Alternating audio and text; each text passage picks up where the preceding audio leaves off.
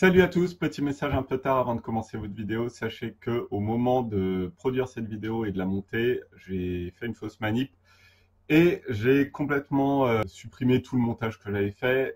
Donc voilà, sachez que ce montage-là a été fait dans le sang et la douleur et peut-être un petit peu de larmes, J'espère que vous apprécierez la vidéo et qu'elle vous aura appris peut-être des trucs ou en tout cas qu'elle vous aura permis au moins de connaître mieux le Minolta XT7 que je vais vous présenter. Ciao, ciao! Salut à tous, j'espère que vous allez bien. Aujourd'hui, je vais vous présenter un appareil photo, c'est le Minolta XD7 si vous avez vu le titre de la vidéo. Alors, c'est un appareil photo qui est un peu particulier parce que si je vous en parle, c'est que Minolta, à une époque, en fait, a fait une collaboration avec Leica, qui est censé être, je vous en avais déjà parlé dans une autre vidéo, la Rolls-Royce ou la marque Rolls-Royce des appareils photo. On ne sait pas encore vraiment si la qualité était la même, est-ce que la qualité était supérieure sur Leica, est-ce que la qualité était équivalente.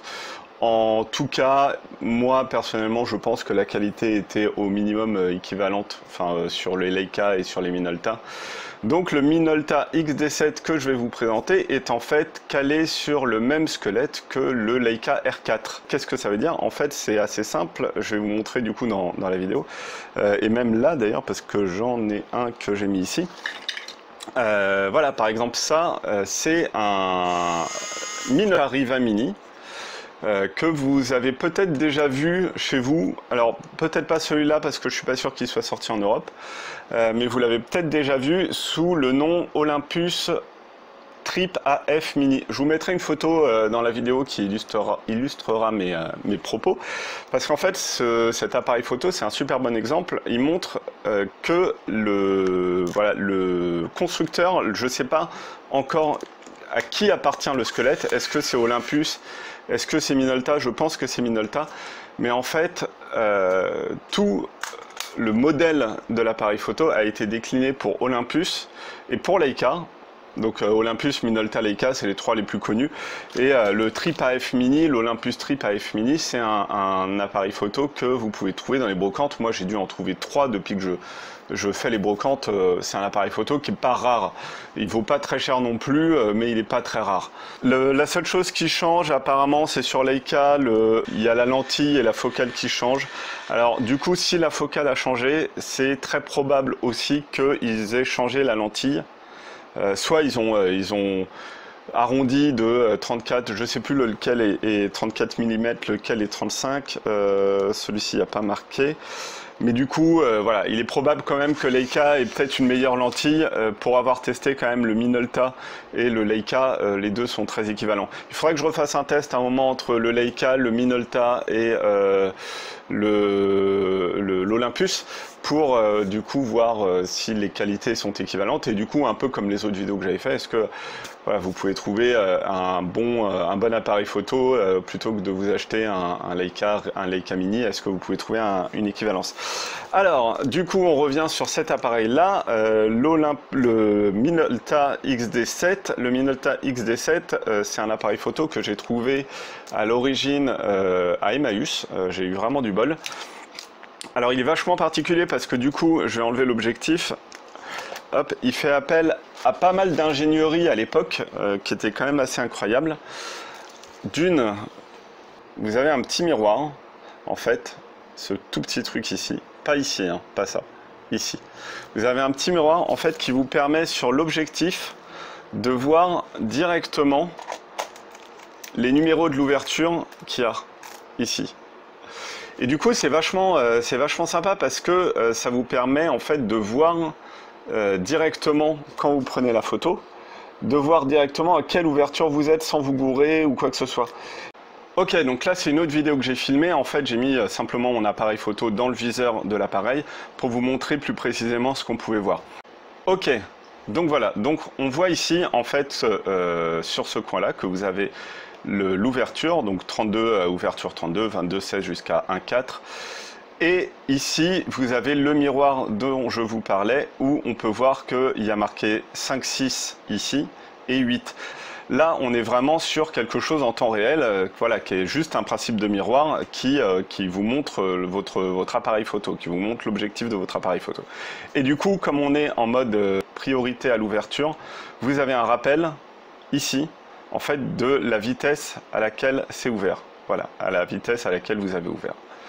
Voilà, je trouve que c'est un niveau d'ingénierie qui était vraiment assez poussé et on voit à partir de là comment, pourquoi Leica s'est rapproché de Minolta pour construire leur réflexe. Il y avait vraiment un savoir-faire du côté de Minolta qui est assez peu connu, je trouve, mais finalement qui est super compréhensible quand on sait qu'ils se sont fait racheter par Sony par la suite et que Sony est en train de tout défoncer dans le marché du numérique avec les Sony Alpha 9, etc., Alpha 7, c'est complètement incroyable. Mais même au niveau, même quand Sony faisait leur premier réflexe numérique, hein, ils faisaient de la très bonne qualité.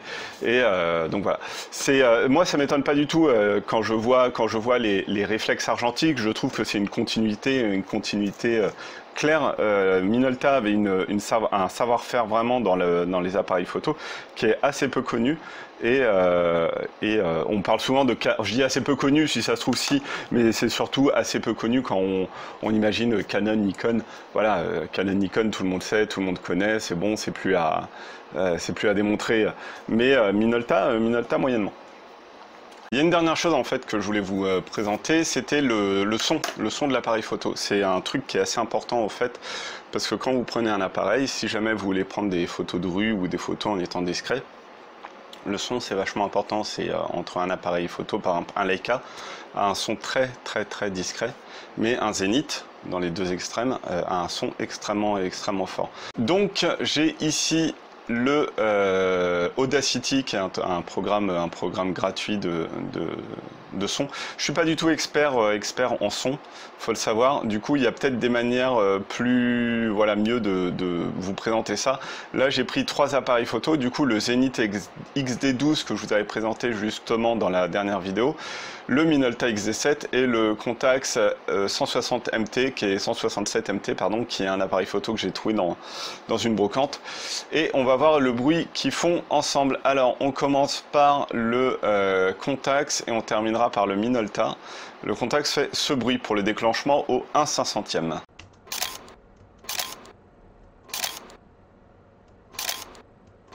Voilà, c'est un bruit qui est, gardez-le en tête, on passe pour le Zénith. Non, pardon, on passe pour le Zénith. Là, on est déjà sur un bruit un peu plus grand.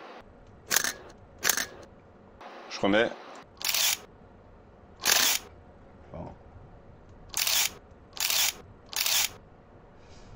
Et on arrive sur, du coup, le Minolta qui fait ce bruit-là.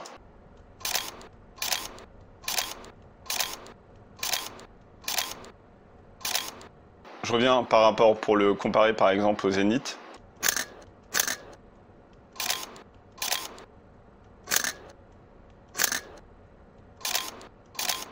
Voilà, je sais pas si vous vous rendez bien compte. Alors, c'est pas un bruit qui est une référence dans le bruit sourd, le bruit discret. C'est pas du tout une référence.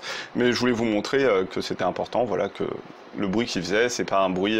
Voilà, sachez que si jamais vous voulez prendre des photos avec ce Minolta XD7, c'est pas la Rolls-Royce du bruit. Par contre, il fait un bruit plutôt correct. Hein, c'est pas déraisonnable. C'est un bruit qui était plutôt une norme comparé à tous les réflexes qu'il y avait sur le marché à l'époque, hein, c'est clair et net.